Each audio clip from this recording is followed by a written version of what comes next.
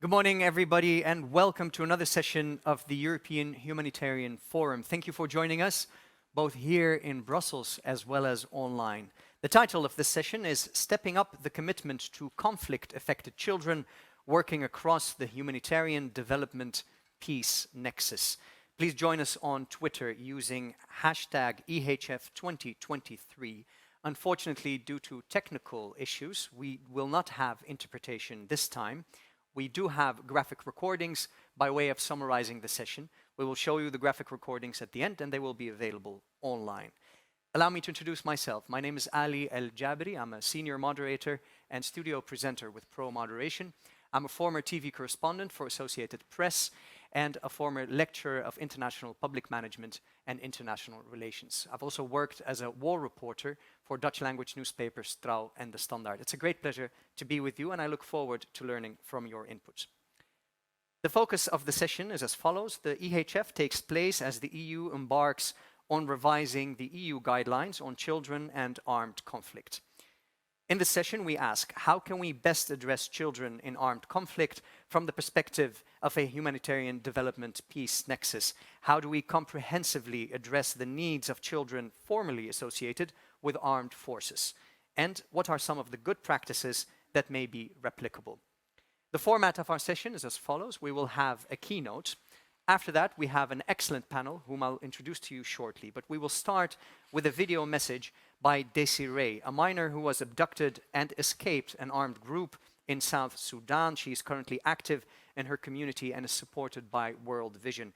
She is following the deliberations, so let me take the opportunity and say thank you for joining us, Desiree. Let us play her video message.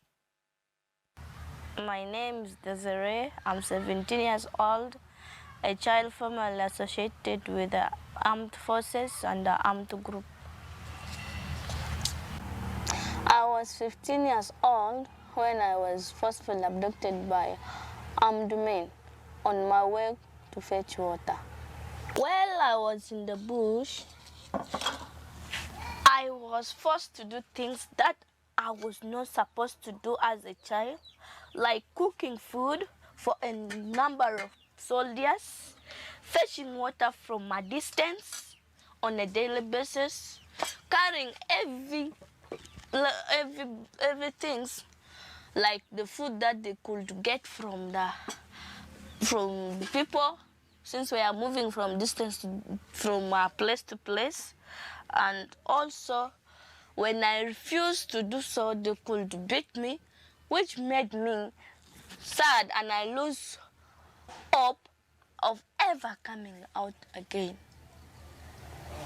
Talking to children associated with armed forces, they shared concerns such as being sexually abused, forced to drop people's properties, to kill people, to involve in drugs, and to do things that children were not supposed to be doing.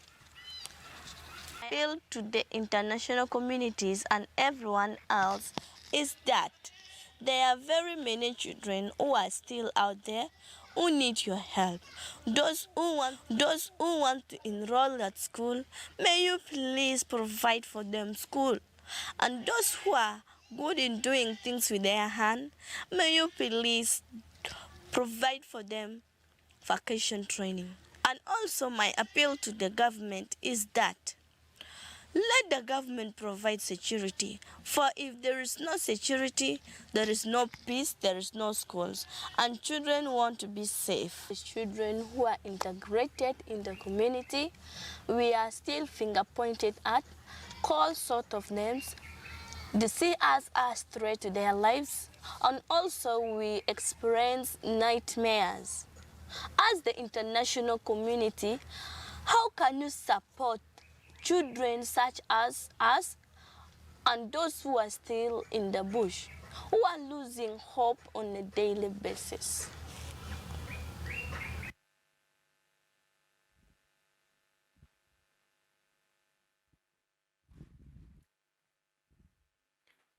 Desiree, on behalf of myself and the room, I express our gratitude for the courage of sharing your testimony. I think an applause is in order. What do you think?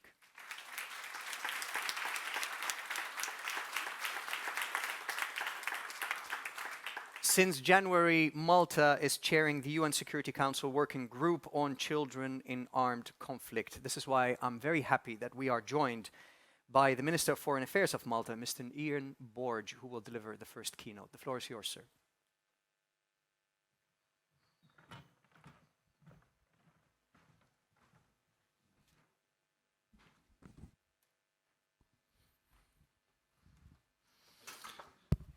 Thank you and good morning, Excellencies, Special Representative Virginia Gamba, ladies and gentlemen. It's an honor for me to be invited to address you here today. I thank DG ECHO and the Swedish Presidency for hosting today's session. Like you, I'm truly moved by Desiree's story. Her message and call to action and accountability is as clear as day. Children should be afforded protection and assistance and be able to go to school. Children need to be able to enjoy their childhood and should not be recruited or coerced to act as soldiers or to associate with armed groups under any circumstances. Children should be carrying pens, not guns. The world has failed too many children like Desiree, who should never have to face such trauma or be deprived of an education, which is key to a better future. Children and armed conflict, as well as literacy, are in fact two of the key priorities of Malta's two-year tenure on the UN Security Council as elected members. We will strive to continue to work with all actors in the field to bring forward and strengthen the CAC mandate. It has been 27 years since Gracia Machel published the landmark report that brought the plight of children in situations of armed conflict to global attention. This has led to the creation of the CAC mandate and the role of the Special Representative, who is here with us today. I take the opportunity to express my gratitude towards Ms. Gamba's sterling work in the field and her resolute leadership in driving the agenda forward since 2017. It's a pleasure cooperating with her office on different initiatives. I would likewise also wish to show my appreciation towards previous special representatives for their work to ensure protection of children in armed conflict. The mandate has come a long way. In 1999, the first UN Security Council resolution that placed children and armed conflict on the agenda identified and condemned the 6 most grave violations taking place against children in armed conflict: the killing and maiming of children, recruitment or use of children as soldiers, sexual violence against children, abduction of children, attacks against schools or hospitals, and denial of humanitarian access for children. All constitute triggers for listing parties in the UN Secretary General's annual report. We are very proud to have been entrusted with the chairing of the United Nations Security Council Working Group on CAC for the term 2023-2024. It's a role that we assume with great responsibility. We count, of course, on the support of other members of the United Nations Security Council and will continue to build on the work of our predecessors to ensure the protection of children all around the globe. During our chairmanship, we will be reviewing progress made in countries where parties have been found to have committed grave violations against children in armed conflict and draw up also recommendations to promote the protection of affected children. I would like to thank the country task force on monitoring and reporting teams present in so many countries for vetting into the work of the working group. It is in this way that we can work towards compliance with international law and child protection norms, as well as accountability for perpetrators. Impunity is not an option. Colleagues, poverty, violence, and environmental degradation are increasingly concentrated in fragile and crisis-affected contexts. As a result, the world is becoming increasingly and dangerously unequal. Today, it is vital for humanitarian, development, and peace actors to work in complementarity to achieve collective outcomes. As has been made clear throughout the forum, humanitarian needs and concurrently humanitarian assistance have increased dramatically over the past few years. According to UNICEF, 89% of humanitarian funding worldwide is dedicated to responding to humanitarian needs, with the risk that this, also coupled with the post-COVID-19 global economic slowdown, could further reduce resources for development assistance for children and families living in precarious conditions. The situation calls out for more coordination between humanitarian, development, and peace efforts. We should work together towards achieving collective outcomes that reduce need, risk, and vulnerability over multiple years. This will not be an easy task, but it is incumbent upon us to commit to this goal. Children around the world and future generations depend on this. We must work towards these goals in the short, medium, and long term. It is harrowing to see that despite all the efforts made, children continue to bear the brunt of conflicts taking place around the world. Most recently in Ukraine, where the impact of the Russian aggression has inevitably fallen also on the shoulders of the most vulnerable. Children continue to be killed, wounded, and traumatized by the tragic events unfolding in Ukraine. Countless lives have been upended, education disrupted, and dreams shattered. This is further aggravated by the reports of the forced relocation of thousands of Ukrainian children to Russia.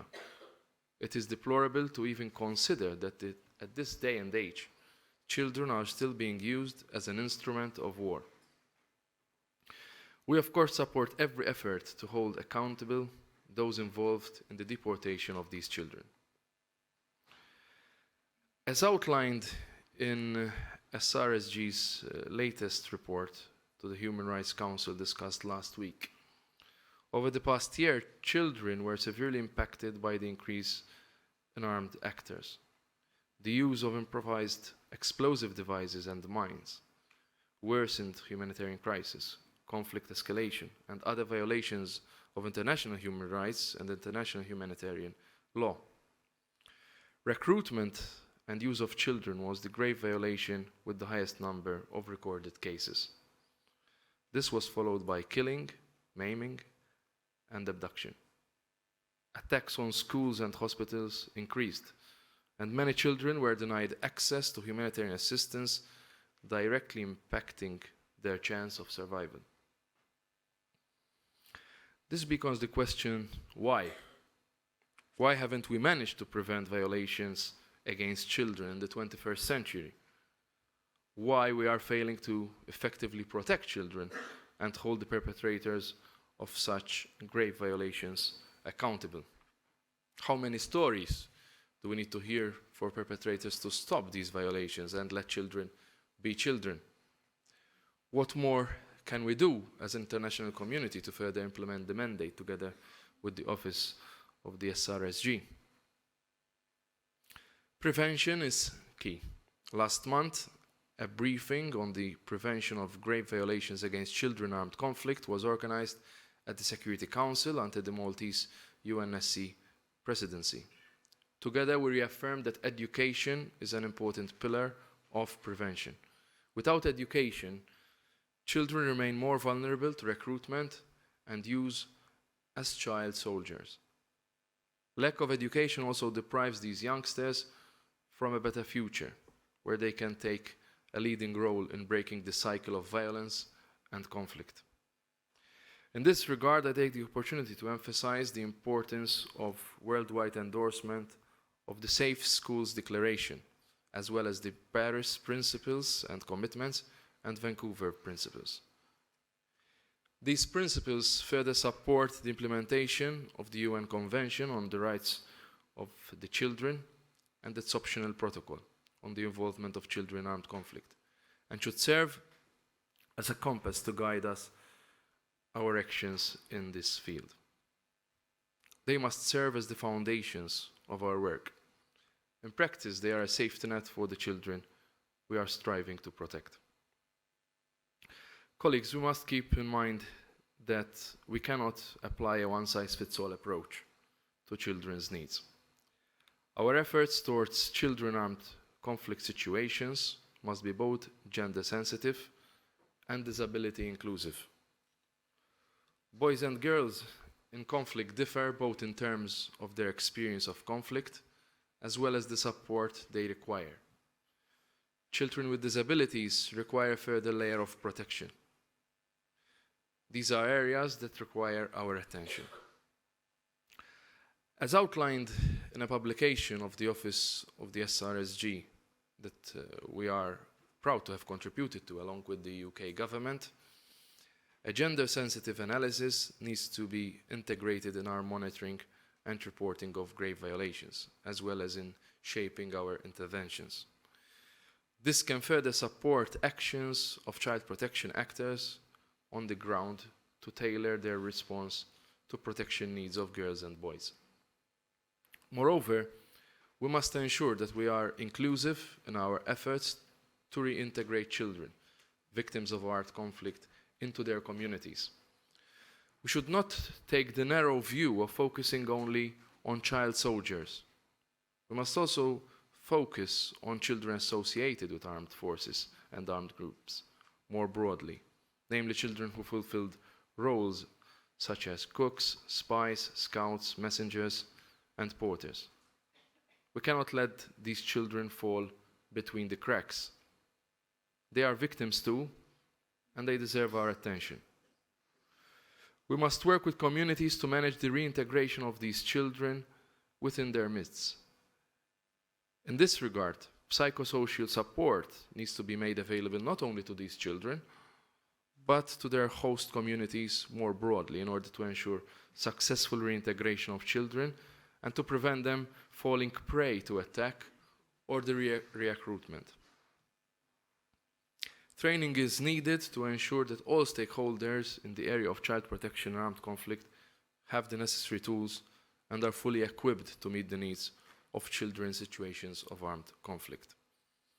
In this context, together with the Office of the SRSG last summer, Malta organized a pilot virtual summer school on children and armed conflict in order to train actors in the field to employ the best practices when supporting the reintegration of children back into their communities. Finally, as EU member states, we can also do more. Taking action to address the plight of children in armed conflict is a priority for the European Union. I commend the initiative taken by the Benelux countries to refocus our attention on these children and our actions, which has also led to the creation of a Brussels-based group of friends on children in armed conflict. Just like the CAC mandate has had to adapt over years to the changing situations and needs of children in armed conflict, so must our approach to be there for the unseen and unheard. I augur a successful session, which will hopefully bear fruit and feed actionable and concrete recommendations, especially as we look ahead to updating the EU guidelines on children and armed conflict. We need to be there to support children like Desiree and so many others who are given a voice today through Desiree's resilience and courage. We need to ensure that children's voices are heard and that their interests continue to lie at the forefront of all our policies and our actions. Thank you.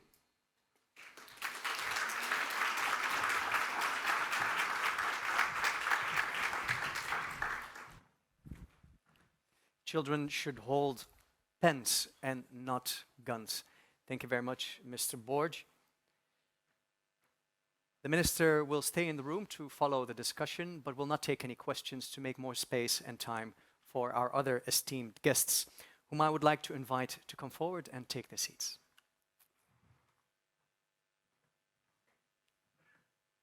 As the speakers take their seats, let me tell you about the format of our session. I will have a question for each of the speakers. They will respond. Hereafter, I open the floor for interaction, and we'd love to hear from you. If you are in the room and you'd like to contribute a question or a comment, simply raise your hand the traditional way, and we'll make sure a microphone reaches you ASAP. We're quite certain that the level of expertise in the room is quite high. Knowledge is present in the room, not just on stage. This is why you are very much encouraged to participate.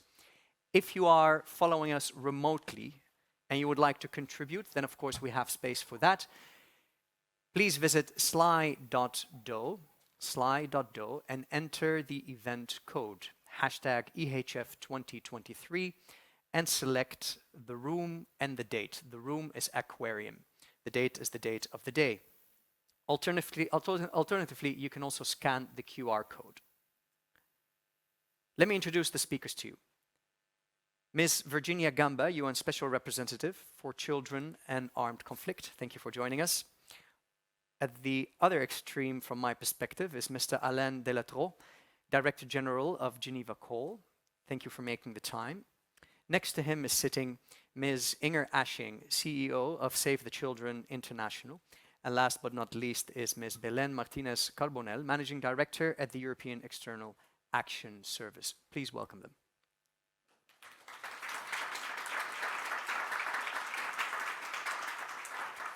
I'm immensely grateful that the members of the panel have expressed their willingness to limit their statements to 5 minutes at most in order to make space for interaction. So thank you very much, and thanks in advance for what could be strict time management on my end.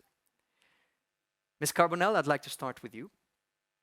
As I said at the outset, the EU is in the process of revising the EU guidelines on children in armed conflict. I think the External Action Service is in charge of that revision. Could you please tell us what to expect from the revision? I think it should be on already. Hello? Yes. Okay. No, thanks a lot, Ali, and welcome everybody, particularly the Foreign Minister. Good to see you again, and Mrs. Gamba, whom I've met earlier this week. But let me, and other panelists, of course, but let me first of all thank Desiree for her courage to speak about her harrowing experience and her determination to speak up, to raise awareness. I think no child should be put through the things that she's been through. And I think for all of us, understanding the perspective of children, it's very important when we look at the policy making, and listening to her and listening to others give us a reality check to the books and the guidelines that we write in kind of offices here in Brussels. The EU remains deeply dismayed at the unacceptable high levels of grave violations of children in armed conflicts around the world. And that's why we have made of prevention and elimination of grave violations against children affected by armed conflict as a priority for their effective reintegration into society. We are very supportive and very happy for the work we are doing together with Mrs. Gamba on this subject, on children and armed conflict, and with the UN more generally on the ground. And we have committed to prioritize support to disarmament, the mobilization and reintegration process, to the unconditional and immediate protection, release, and reintegration of children associated with armed forces and groups with their family and community, irrespective of the arms group potential designations. Children, as Desiree, should primarily be considered as victims, irrespective of the role they have played in the designation of the group. In Desiree's South Sudan, for example, the EU is helping to provide psychological support and legal awareness raising for girls who were abducted and sexually abused while detained at Sudan's People Liberation Army military bases, so that they can duly reintegrate into their communities, as Desiree was calling for. The minister has referred to the situation in Ukraine, so I'm not going to drill into that, but obviously it's one that is very much in our hearts these days.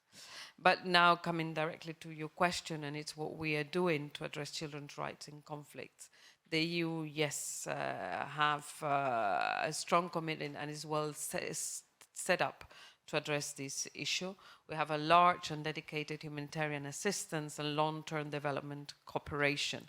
But we also have our civilian and military missions deployed in conflict areas, and that's something where we are trying to do a bit more to make sure that we act and support along the whole prevention, protection, recovery, reintegration spectrum of the problem.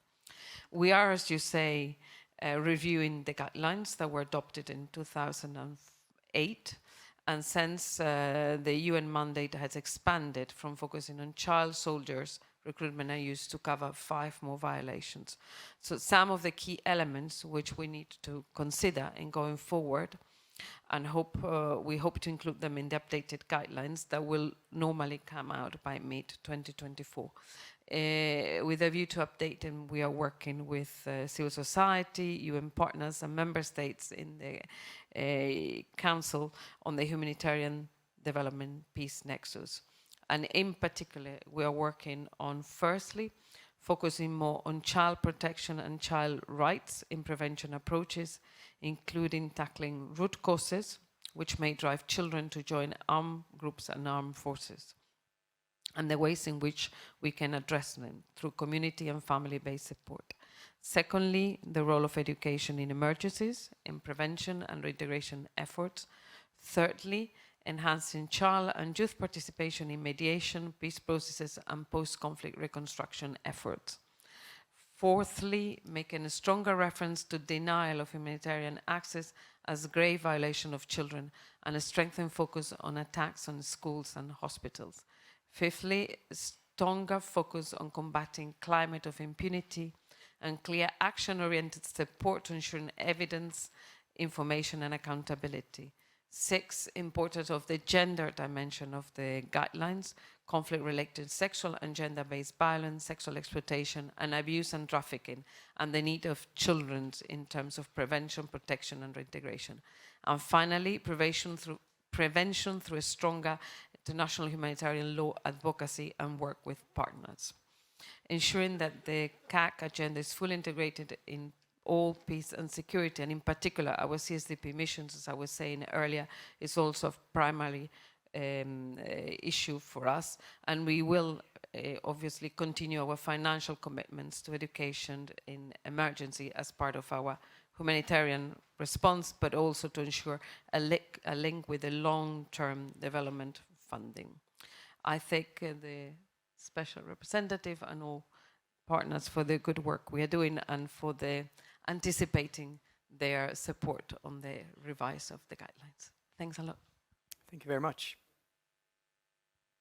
Let me now turn to Ms. Gamba. You represent the highest authority at the UN for children in armed conflict. What are your recommendations to the EU ahead of the revision that we just discussed? There are so many, we need 8 hours, but I have 5 minutes, so it's fine. So dear friends, really allow me to start by thanking the European Commission and Sweden. I would also like to use this opportunity to congratulate Minister Borg for the Maltese chairmanship of the UN Security Council and for his kind words as he spoke. I really want to thank Desiree for sharing her story. And I know many girls like Desiree when I go to the field, and it's always the same solidarity and openness and transparency that I really value. So let me just address the main points of your question. I think protecting children in armed conflict is not only a legal obligation and a moral imperative, but also a really strategic investment for all of us. If the rights and needs of conflict-affected children are not properly addressed, this risks undermining sustainable peace and perpetuating cycles of violence. To ensure that boys and girls are indeed protected and that they enjoy their full rights, a holistic approach is needed through complementary development, humanitarian, and peace-building interventions. This is particularly true for children formerly associated with armed forces and armed groups. After their separation or their release, they should be swiftly handed over to civilian child protection actors on the ground, who can provide them with age and gender-sensitive reintegration programming, including mental health and psychosocial support and access to health and education services. Considering that it takes between 3 to 5 years to sustainably and effectively address these needs, humanitarian interventions should be complemented by development and peace-building activities. Yes or yes? It is only by joining forces around this triple nexus that we will be able to provide the comprehensive long-term support that conflict-affected children need and deserve. This will not only be more effective in budgetary terms, but also as a necessary element for sustainable peace.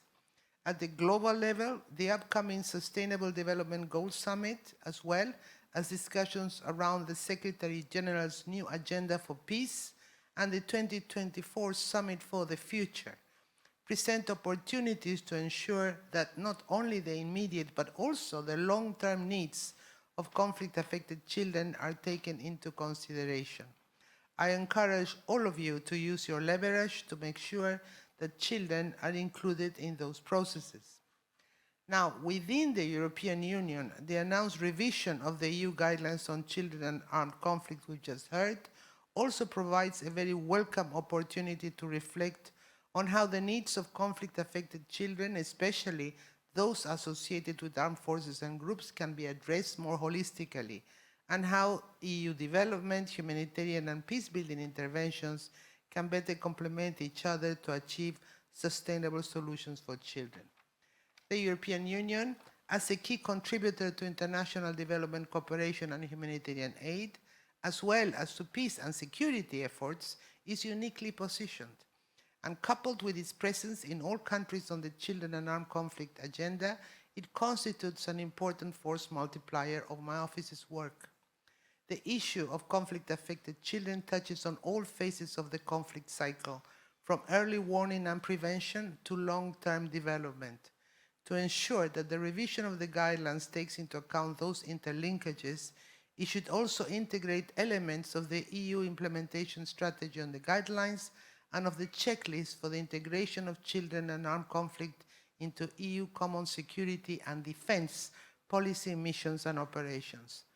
The revision process will provide a crucial momentum to consult with key child protection experts, collect lessons learned, and build together a practical and operational framework with measurable goals. To conclude, with shifting international priorities to face new and emerging challenges, adopted policies and frameworks are, however, often forgotten, if not matched with sustained political support and dedicated capacities and resources. Without actions, our commitments will remain words. Children like Desiree do not only deserve better, but they're also entitled to see their rights realized now and not in just the future. Thank you. Thank you very much.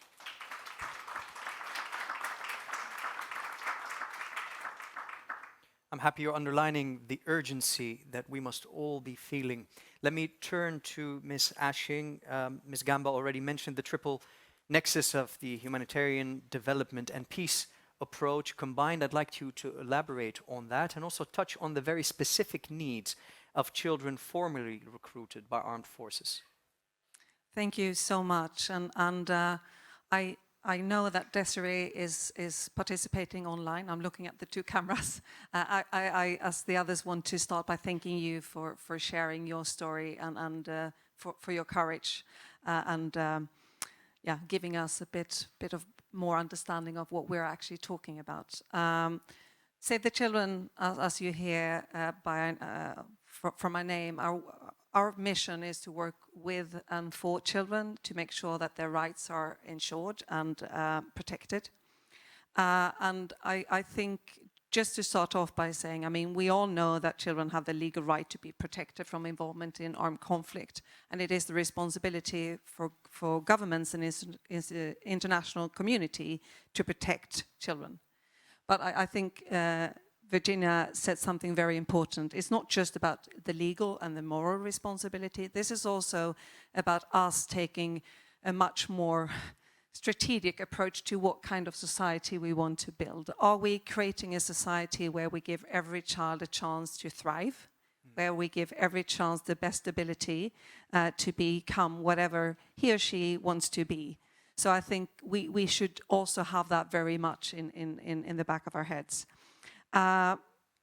When we work, I say, the children with the children that have been affected and have been associated with armed forces or groups, we see how that has very negative consequences on their lives. And you heard Desiree sharing some of it, but what we hear and what they tell us is about negative consequences on their physical, cognitive, social and psychosocial development and well-being. We also see that it's not just impacting the children themselves, it's also impacting their families and the communities where they live. And for many of them, it will have prolonged, very negative impact on their education, because when they were associated with the armed groups and forces, they didn't have access to education. And for many of them, it takes quite a while to be able to get back, if they are ever able to get back to education. And as we also heard Desiree saying, I mean, many of them have experienced things that no child should ever have to experience, with sexual violence and other forms of extreme violence, and also having been forced to do things themselves that no child should do. And I think it's really important when we talk about these children that we realize that the struggle is not over when they have been released. That's when the hard work starts, when we need to do everything we can to support them to be reintegrated. One boy that we met in the Democratic Republic of Congo told us, "Since my return, I'm treated differently. Parents are afraid to let their children play with me because I've been in the forest. When I came back, I realized that people were afraid of me."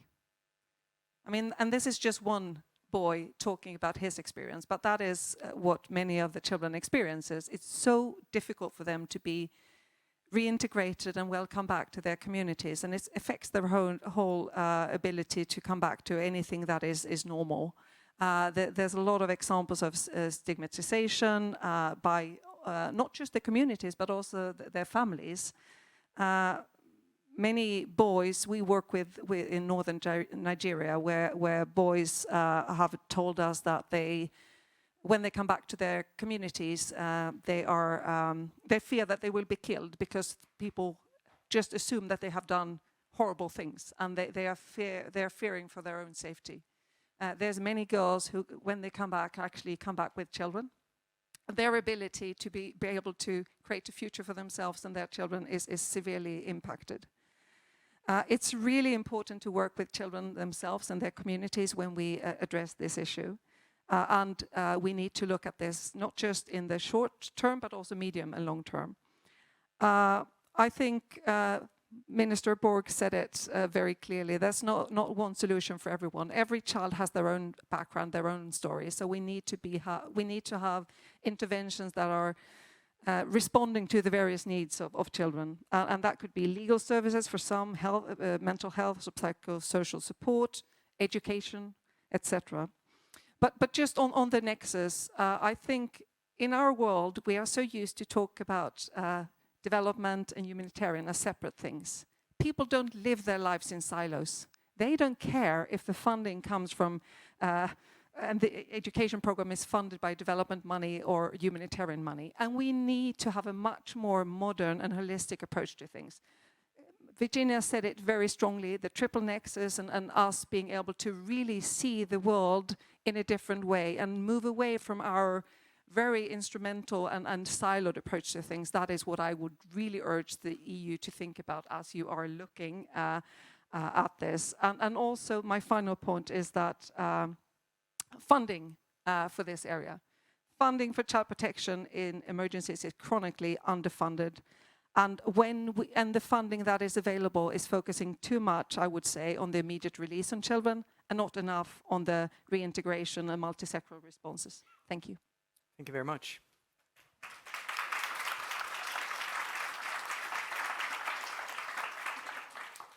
Turning to Mr. Alain Delattre of Geneva Call. One of the approaches that you apply is to engage directly with armed forces in affected areas, as well as de facto authorities. Can you tell us, keeping the humanitarian peace development nexus in mind, can you tell us how that approach benefits children? And give us some practical examples, if you could. Yes, just we engage mainly with armed groups and de facto authorities, so with actors that are considered illegal by most of the state's community. And I will start just by also greeting the courage of Desiree, and if she's looking at us online, I'd like to tell her that what happened to her is a failure of all of us, but starting from Geneva Call. We are working in your country, Desiree, and we are working with armed groups there, trying to, tell the commanders that they, as soon as they pick up weapons, they have obligations, they fall under an international body of law called the International Humanitarian Law, which gives them obligations. And answering to your question now, of course, if we look at the world and the maps of conflicts today, a full-fledged invasion of Iraq 20 years ago by a UN member state, or a full-fledged, or I mean an attempt to full-fledgedly invade Ukraine, as we've seen last year, as we're still seeing that.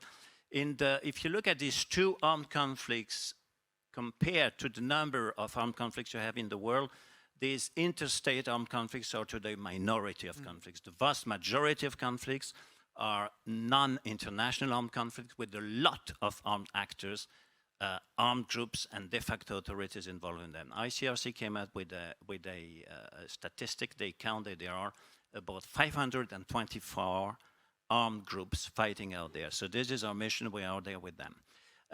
When it comes to children in the zones under either the influence of an armed group or where civilians are directly under the de facto governments of an armed group, children are the big bunch of the population there. And as we've seen with the story of Desiree, armed groups love to recruit children because they are much more manipulative. It's easier to make them do horrible things, as Inger has underlined. I think I'm looking at my colleagues here, when you are facing a drunk or a drugged adult man with a Kalashnikov in his hands, it's already tough enough. But when you are facing children and you don't know what they have taken, either drugs or alcohol, it's really terrifying. And some of my colleagues had this experience here.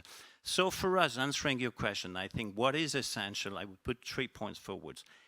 Engaging all armed actors and looking at Belen, first of all, thank you for announcing here so strongly that the EU will remain behind and continue funding that. But also the counterterrorism legislation that we have all over the world, particularly in the EU, can chill a lot of organizations to go out there and meet with the actors we meet with, because several of them are actually on the terrorist list of many Western governments. Second, what you all mentioned already, the triple nexus. We really have to work across the nexus. And Virginia and I, we are doing that in many places. When an armed group has signed with Geneva Call one of our deeds of commitment, we push them to talk to Virginia and to go into her process, because their process is much more demanding than ours. Ours is a very good first step for them. And once they go there, then we move away. If I may interrupt quickly, Alain, could you share with us, and make it as concrete as possible, what gives you the power, quote unquote, to force these people to actually talk? How do you do it? You know, we have no tanks, we have no Kalashnikov in Geneva Call. The only power we have is the power of convictions. My colleagues are laughing. They are very convincing, more than me, actually. But that's the only thing. Making sure that they know that they cannot go around like this. They don't. Sometimes they believe, particularly, you know, in countries that have very deep bushes, that they are out there in the bush, that no law applies to them. That's the first step. Mm-hmm. The second is convincing them that they have to behave, because they claim often to be the representative of the local population, and they are not. They are really making troubles to the local population. So we have to tell them, listen, you claim to be representing them, to be protecting them. If I take, for instance, Myanmar, most of the armed groups in Myanmar claim to be protecting ethnicities from, particularly since the coup, from the national army. So you claim to be doing that, what you do with your kids. And this is very concrete, but we are failing. I think Desiree showed that we are failing with some groups. We are failing with some groups who have ideological views on the age of recruitment. So they consider that in their interpretation, for instance, of the Quran, as soon as a young man has a little bit of beard, he can be recruited, even though most scholars, specialists in Islamic law will say this is a wrong interpretation. We're still facing a series of groups in the Middle East who recruit young boys because they consider they have the right interpretation of the Quran. But it is an uphill battle, but the point I want to make, it is essential also to have the right tools, to show to the commanders that it is also in their best interest, if they want to be accepted one day around the negotiation table, to behave. But I will just end this first introduction maybe with 2 points. We're talking here of 2 issues. A, the prevention of child recruitments, and B, the reintegration. And the reintegration is so tough. Prevention is tough, but I can give you an example that happened to us in DRC a few years ago, when suddenly a commander decided, after the second visit actually of my colleagues, to free 92 child soldiers. You remember that probably? Because they sent these 92 child soldiers down on Geneva Coal's office, okay? And okay, we have no capacity. We have developed a lot of capacities to talk with armed groups, but we have no psychologists like Save the Children and UNICEF to work and to help them reintegrate. This is when we went crying and asking for help from you and from the UN, from UNICEF. But hence, what all of the speakers here with all underline, the necessity to work outside our silos and within the triple nexus. Excellent. Thank you very much. And thanks for bringing some of the things you said to life with concrete examples. Let's thank the members of the panel.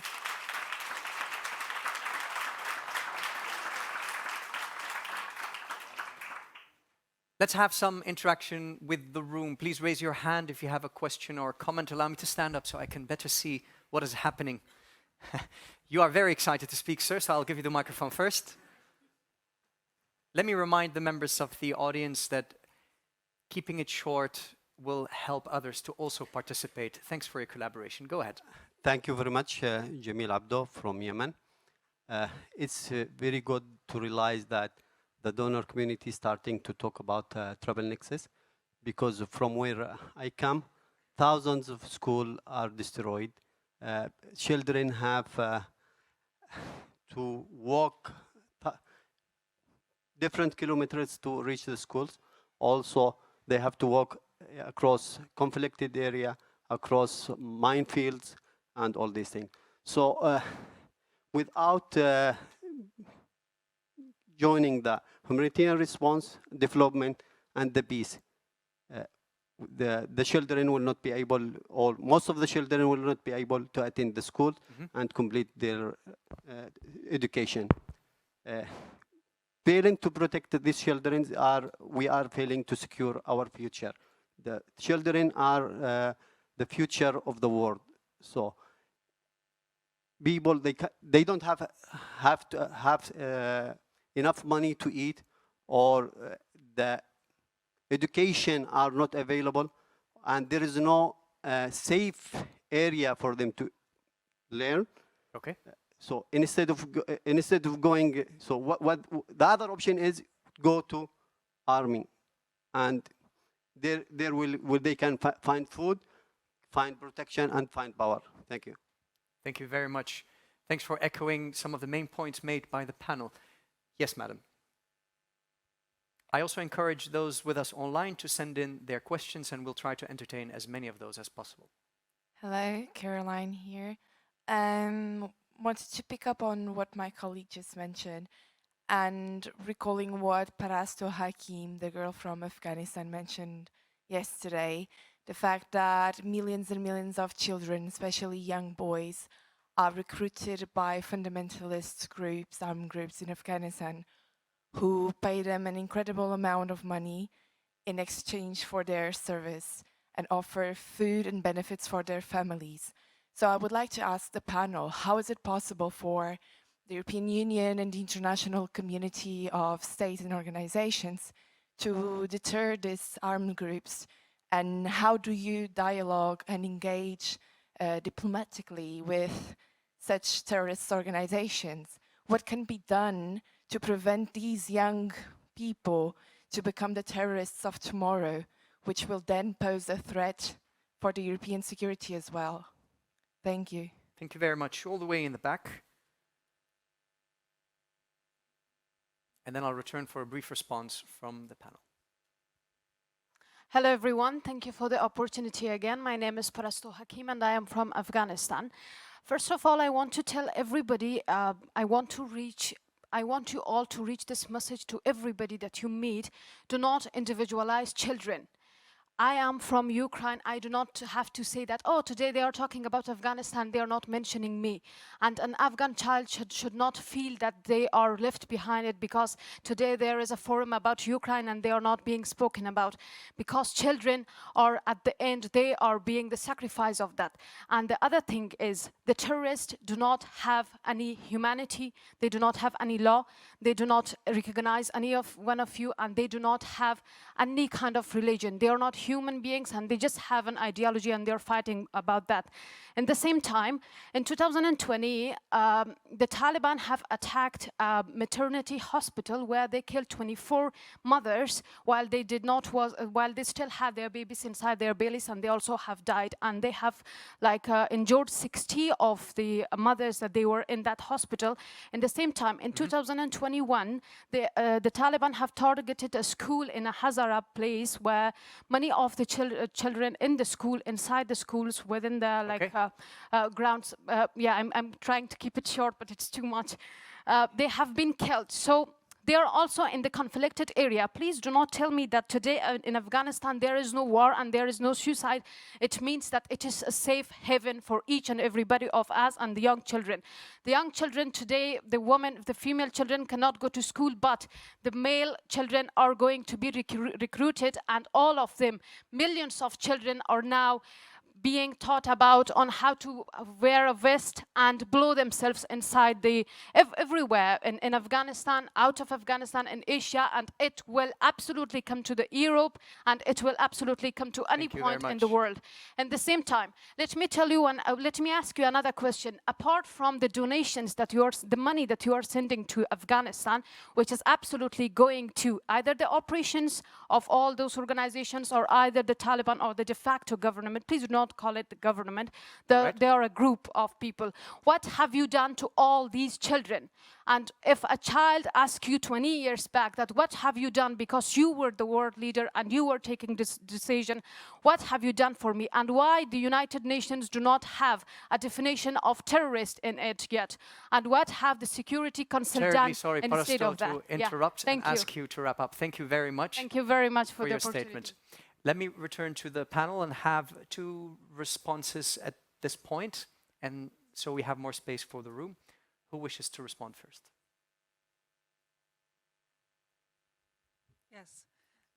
So thank you for calling out the situation and the very, very difficult situation for children in many places of the world. Afghanistan, Yemen, two of the worst places in the world to be a child today. So thank you for bringing that to our attention. Just two quick reflections. Say the children, we are working in both Afghanistan and Yemen, and have done so for a number of years.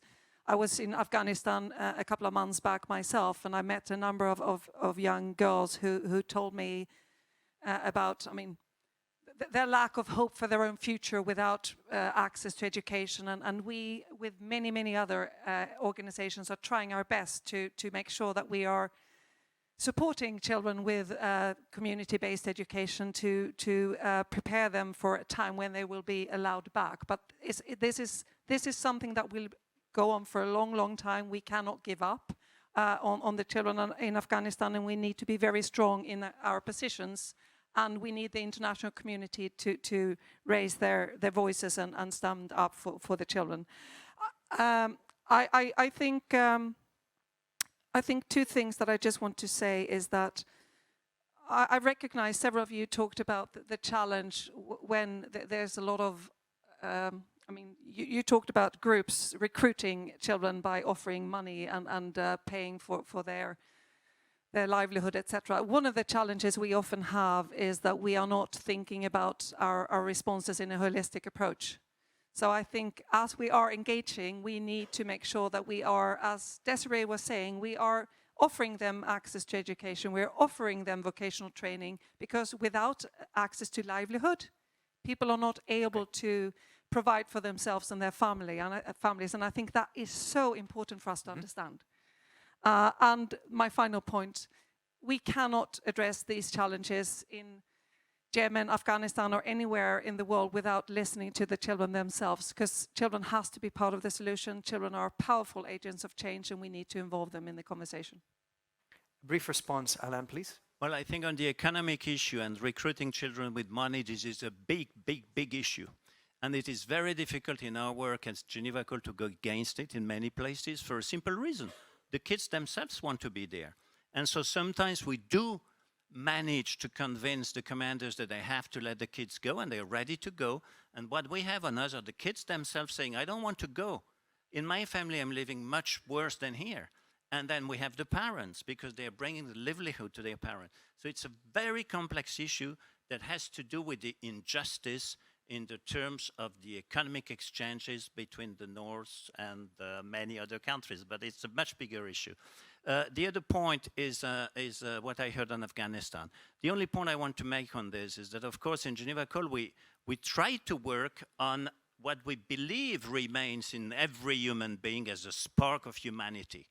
If we don't believe that there is a spark of humanity in these people, we just change job. I go and work for a Swiss bank, I'll be better paid. Well, not for Credit Suisse today, but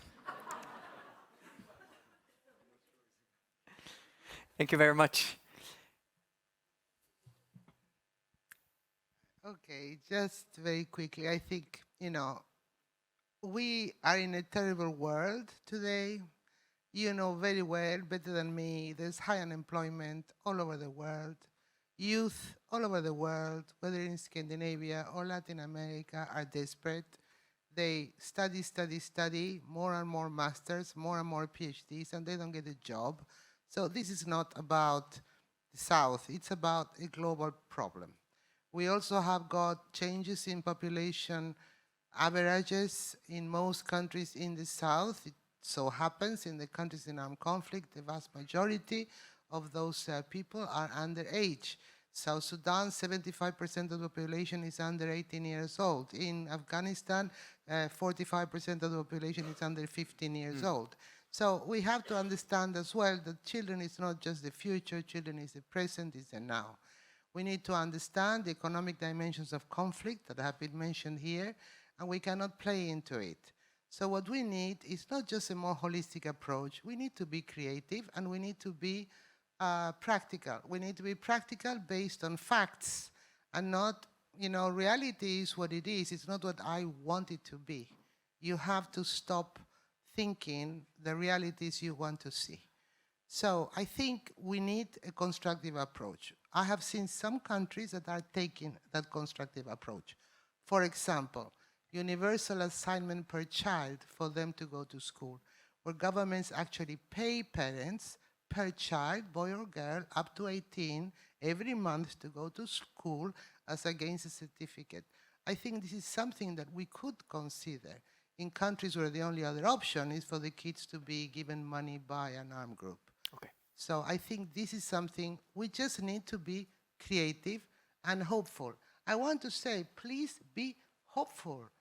There's not a single armed group I have talked to that was not willing to want to engage on the basis of beliefs.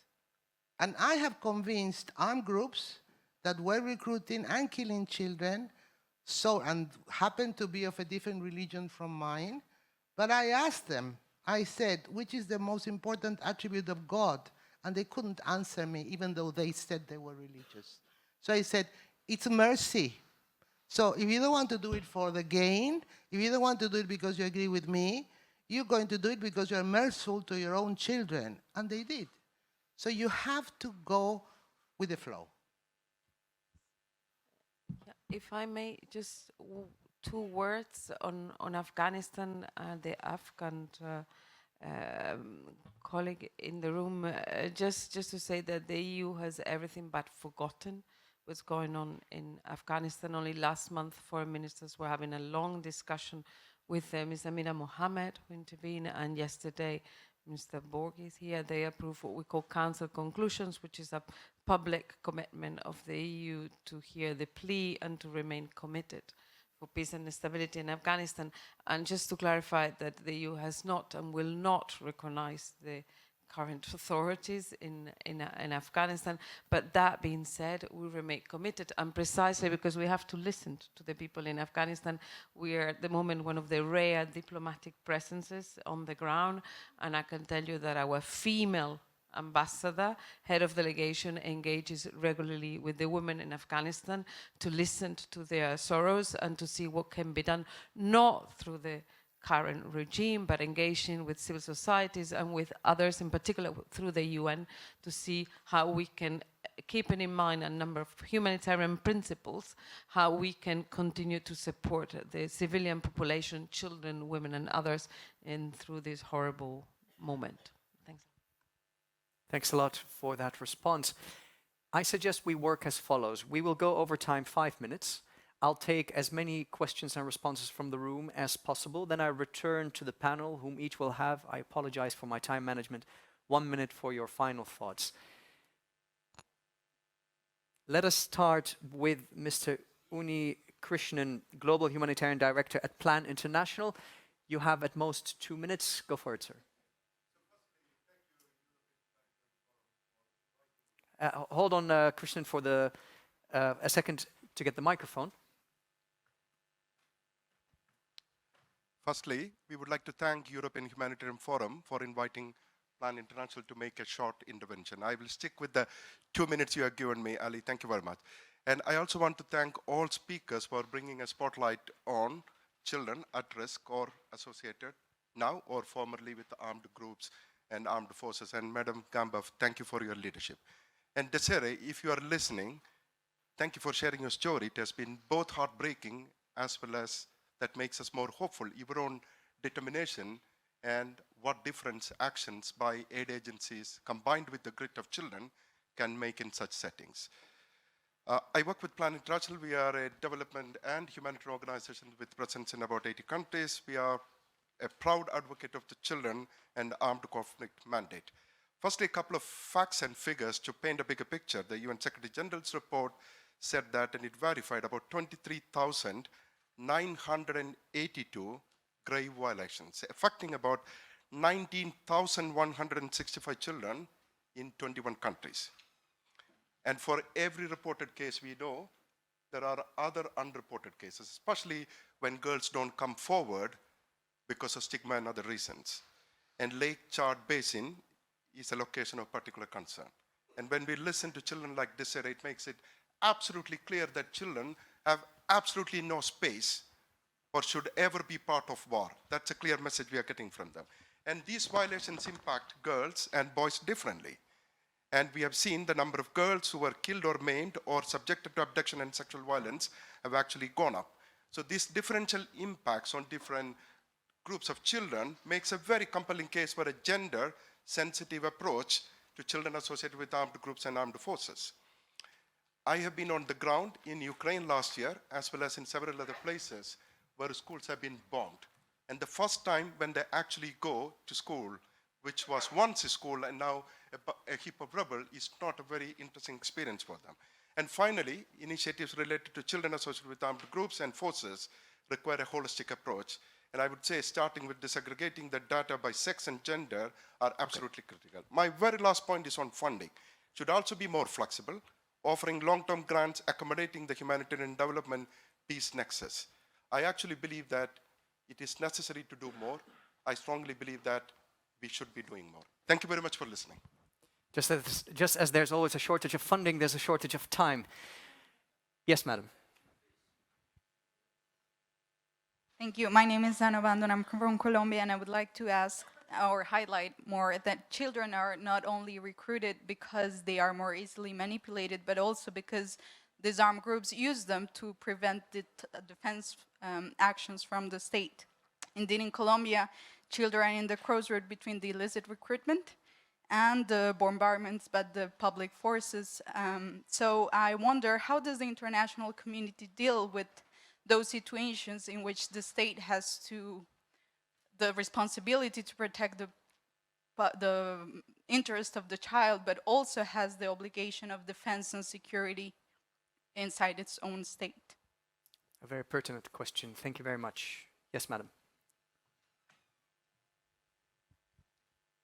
Eleanor Monbiot, World Vision. I've been actually asked to make a statement with my colleague from Plan. So thank you very much, esteemed colleagues, for your important remarks today, and also for providing a platform to hear directly from one child. We need far, far more children's voices in all of these debates. Unfortunately, what we heard from Desiree is not an isolated incident in South Sudan. We're seeing it in so many countries, particularly in the Eastern Europe and Middle East at the moment. And while there's been great progress on the Children in Armed Conflict guidelines, there needs to be a doubling down on international action. Firstly, we need to reflect the learnings to prevent children associated with armed forces and groups.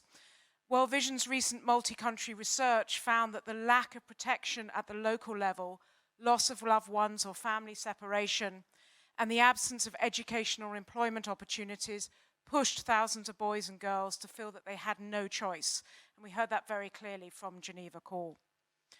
We must bring a comprehensive end-to-end solutions at the policy and program levels to children and young people, not only the short-term reintegration support, as asked for so clearly by Ms. Gamba. Secondly, we're seeing that we need much better support for children living in armed conflict. In Ukraine right now, a recent survey showed that 80% of children fear ongoing family separation. In Iraq, we're 20 years on from the war now, but girls and young women deal with the scars of the horrific conflict-related sexual violence, and yet there's still insufficient long-term support or hope for the future. In northwest Syria, child protection systems and hope are destroyed. This devastating result has resulted in a tripling of suicides within a 6-month period. In Afghanistan, 2,300 children were killed or maimed last year, leaving hundreds with long-term disabilities. So we need an urgent implementation of Resolution 2664 and the ability for us as humanitarian agencies to reach the most vulnerable. And then we come to funding. Yet just 2% of the humanitarian context funding is for child protection, and only just under 20% of that 2% is actually funded. So said another way, 80% of the needs of child protection is unfunded in humanitarian context. And it's no better in the humanitarian and peace nexus, where global funding represented just 0.78% of ODA, which equates to 67 US cents spent per child. We are failing children right now, and we need a concerted international action to stop an entire generation of young people being denied safety, rights, protection, and opportunity, and the futures they so deeply deserve. As the future decision makers and leaders, they are the only ones who can ensure peace and continuity. So my question to the panel is, what is the one urgent thing you would each like to achieve now to stop this effect on children? Thank you very much. I'll take one more comment from the room. Let's start with the gentleman over there.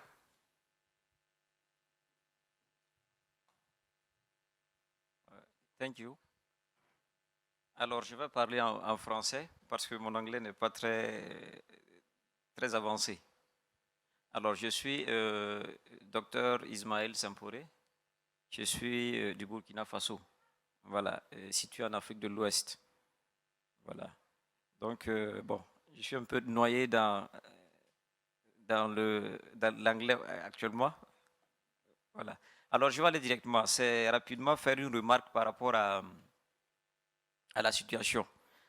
Et j'ai l'impression que bon, les organisations internationales s'occupent plus de la situation en Ukraine et les anciens les lieux comme plutôt le Soudan, l'Éthiopie et autres.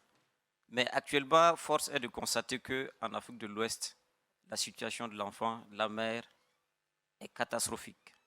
Ça, je le dis et je le répète. Et il sera vraiment préférable, dès à présent, qu'on s'y attarde.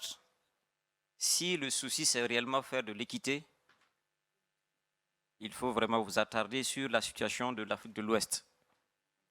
En termes de chiffres, je vous le dirai. Par exemple, je prends le cas du Burkina Faso. À nos jours,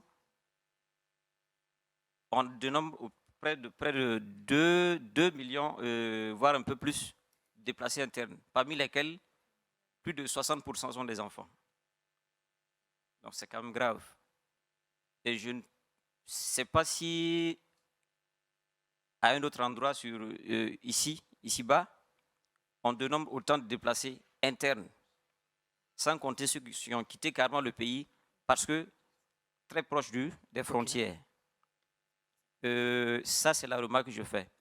Alors, j'ai la chance que devant nous ici, on a la représentante de Save the Children qui officie bien chez nous là-bas au Burkina Faso, dont on apprécie réellement les activités, les actions. Mais de façon pratique, je pense qu'il faudra aussi qu'on recadre nos méthodes d'intervention. Parce qu'on est trop protocolaire dans nos interventions, parce qu'il y a trop de chaînes avant que peut-être l'aide ou l'appui n'atteigne les principaux bénéficiaires. Et ça, c'est un énorme travail à faire. Et en plus de cela, je dirais quelque part, si j'ai encore quelques mots à dire, dès à présent... Ok, merci beaucoup. Oui, juste une seconde. Et la dernière question alors. Et si déjà les panélistes qui sont là, en l'occurrence Madame la représentante de Save the Children qui est là, voilà, peut nous faire un petit point sur la situation ouest-africaine. Voilà, ce qui concerne la situation de l'enfant. Merci beaucoup. Merci bien. Thank you very much. I thank you for helping out with the translation. I'll just quickly translate in the interest of inclusion.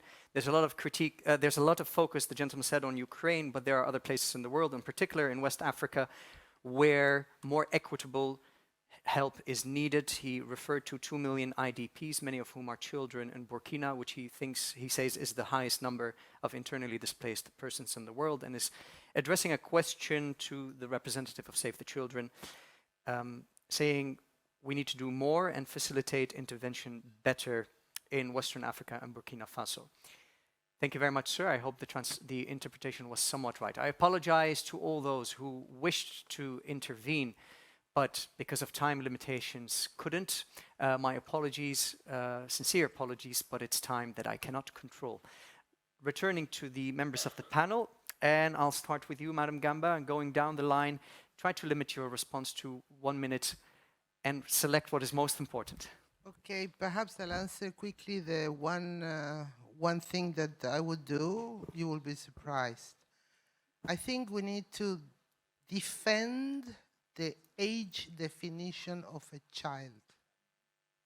We need to defend the CRC principles and definitions on a child. A child is a child is a child from 0 to 18. That child only has one function, which is to go to school, and should be supported to do that. So there is only one age. There are no mini adults. That applies to even national security concerns and counterterrorism laws. A child is a child is a child. 0 to 18, no buts. 2, a child has a right to identity. There are too many children that do not exist because they're not given birth certificates, they're not given papers or documents in any way. So you cannot help them, you cannot put them to school, you cannot do reintegration, they have nothing. So a child has a right to his identity, her identity. These are two things you're not doing. So, and lastly, I just want to say that forgiveness, really reconciliation, reparation are critical to bring hope to society. And I don't care what people talk about just this, just that, just the other. I think the most important value is peace. Remember that the past will always divide us, but given a common future will always unite us. We are not giving our children hope because we are not providing a common future. Thank you. Thank you very much.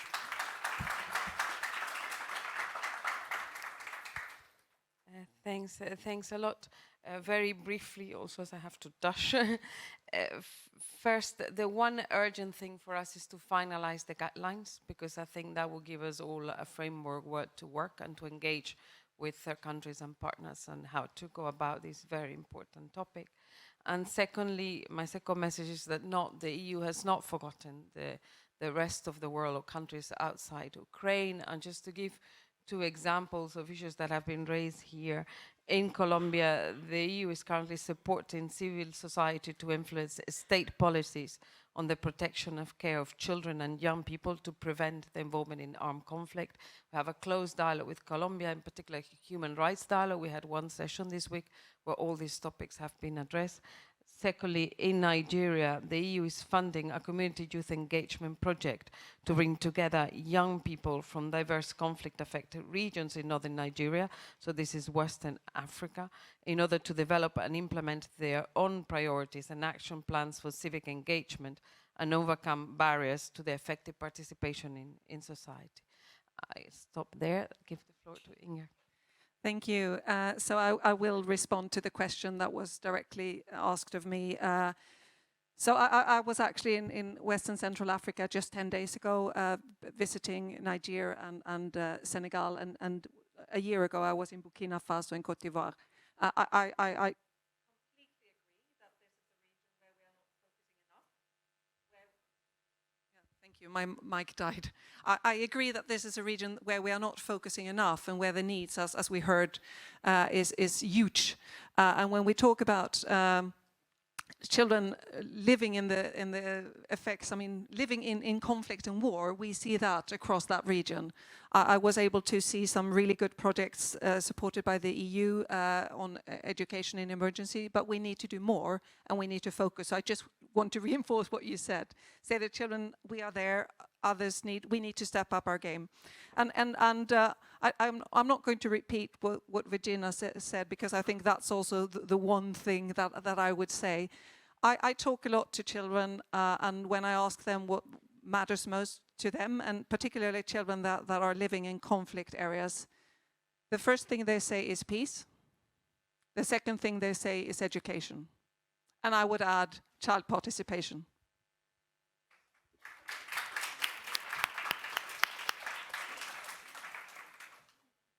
So for me, that will be tough. I will have only 3 words. The first point would be walk the talk for all of us. I think what Desiree has shown us, well, for me, I was quite clear. What she's shown is a failure of Geneva Call, not only of Geneva Call. Walk the talk. Let's be ready. I think what the gentleman from Burkina Faso underlined also is that sometimes we see so much bureaucracy. And I'm sorry, Virginia, I know you're not like that, but the UN systems sometimes with this inward-looking security rules. And so we tell armed groups, now we're getting out of here, we're calling Virginia in, and then your people come and they need a helicopter, and everybody is confused. First point, let's all walk the talk. Sorry, Virginia. Second point is equity. Et je vais peut-être dire 2 mots en français, ce qu'a dit le monsieur du Burkina Faso, c'est essentiel. Hier, dans cette salle, il y avait un autre panel.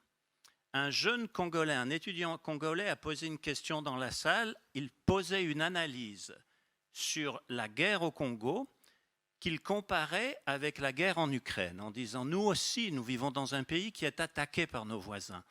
Personne sur le panel n'a répondu à ce jeune Congolais. So if we don't show equity in our involvement guidelines, in our funding guidelines, because as I said yesterday in the big room, okay. I take our, no, but this is important, I close with that. Ukraine is very well funded for all of us, and Burkina is not well funded, and Yemen is not well funded, and this is a catastrophe for the credibility of the humanitarian actors in the world.